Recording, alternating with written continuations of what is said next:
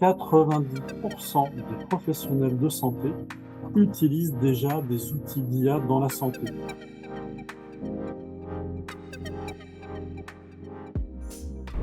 Bonjour à toutes et à tous et bienvenue dans l'œil de la e-santé, dans la rubrique Une tendance à la loupe, avec une exclusivité aujourd'hui, le baromètre data et IA en santé de l'Axel. On va vous le faire découvrir dans quelques secondes, et notamment avec David de Amorine, qui est le coprésident du club santé de l'Axel. Bonjour David. Bonjour Jérôme, ravi d'être avec vous. Ravi que vous soyez présent. Merci encore de nous avoir partagé en exclusivité ces premiers renseignements de ce baromètre que vous allez présenter le jeudi 11 décembre prochain en présence de Madame la ministre de la Santé, le docteur Rist. Donc, peut-être en préambule, avant de rentrer sur ces conclusions qui ont l'air très intéressantes sur l'usage de l'IA en santé par les pôles de santé, peut-être vous présenter David, présenter également l'Axel.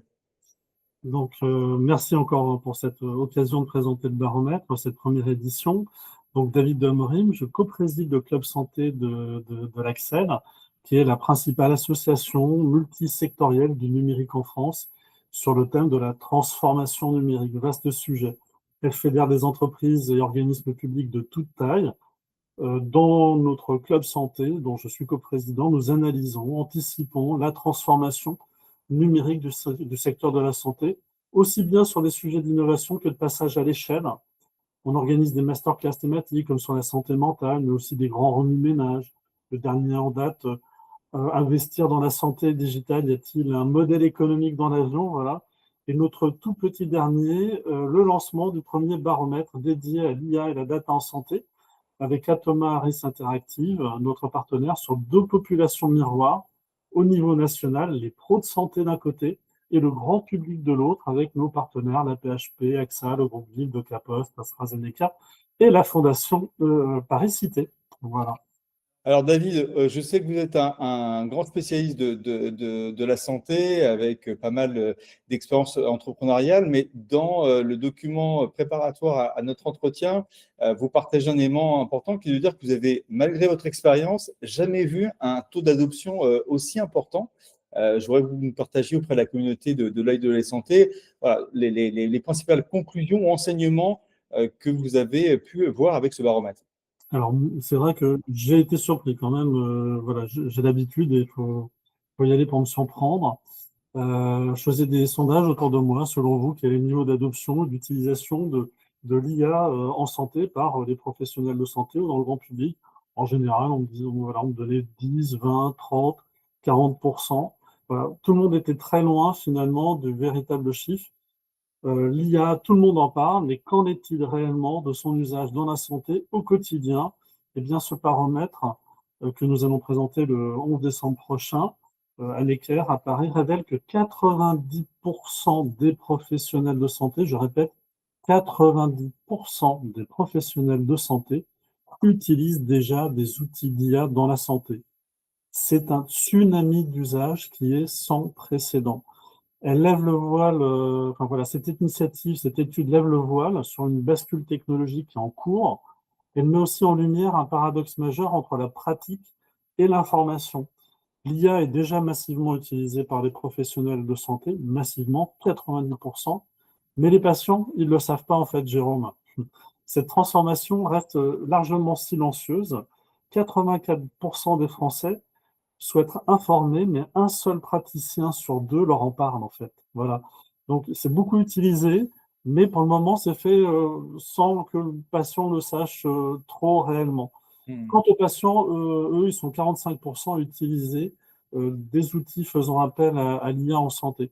Donc, moi, j'ai jamais vu ça, hein, vraiment, durant toute ma carrière. À l'Axel, on publie des baromètres tous les ans sur notamment l'adoption de la confiance du numérique par les Français. On restitue ça tous les ans à Bercy. On a un baromètre sur la transformation digitale de l'économie. Et avec Atoma, donc Harris, qui est quand même un grand institut de sondage, ce qu'ils nous ont dit, voilà, c'est qu'on n'a jamais vu un tel niveau d'adoption en si peu de temps. Rappelez-vous, un ChatGPT, c'est né en voilà, fin novembre 2025, me semble-t-il, Jérôme. 22, David. 22. 2022, voilà. Fin novembre 2022. 5 jours après, ils atteignaient 1 million d'utilisateurs. Oui, c'est ce que vous soulignez aussi sur les 45% de Français qui utilisent. Alors, c'est vrai que ChatGPT en fait partie. On a également Mistral avec le chat qui existe. Enfin, il y a d'autres solutions qui se développent énormément.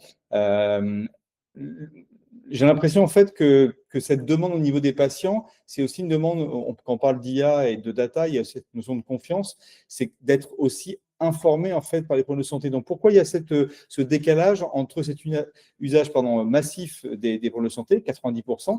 Alors bien évidemment, le but de cette vidéo, c'est pas de tout vous dévoiler, mais vous donner rendez-vous le jeudi 11 décembre. Mais peut-être déjà nous expliquer, vous, David, avec tous les partenaires avec lesquels vous avez fait ce baromètre, comment vous expliquez en fait ce décalage entre la non-information des patients avec un usage qui est très important avec ces 90% de problèmes de santé qui utilisent l'IA et l'IA générative? Alors, je peux pas tout dévoiler, bien évidemment, rendez-vous le 11 décembre. Alors, je peux donner quand même deux, trois petites infos un peu en exclusivité à l'œil de la santé, voilà, en avant-première.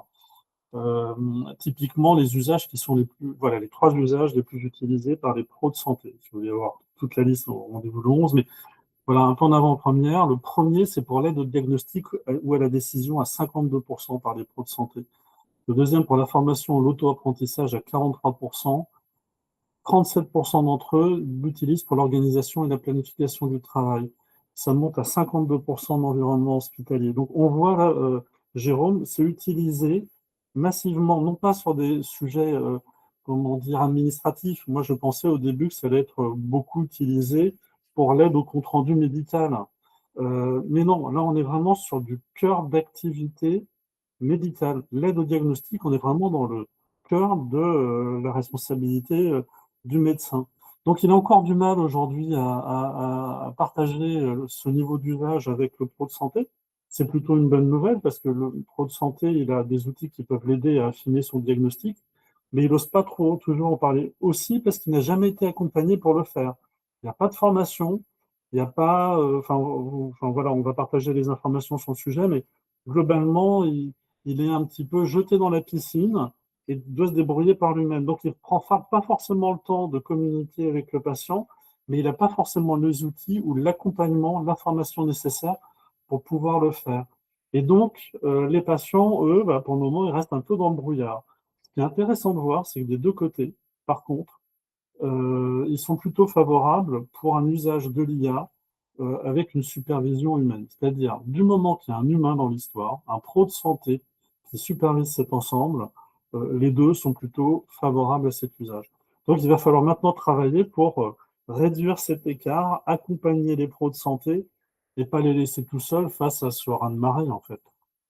Bon, bah, écoutez, là, c'est plus qu'un superbe teasing pour le jeudi 11 décembre, cette matinée de l'Axel que vous allez présenter. Alors, pour ceux qui, de la communauté de l'œil de la santé, veulent participer, qu'est-ce qu'ils doivent faire, David?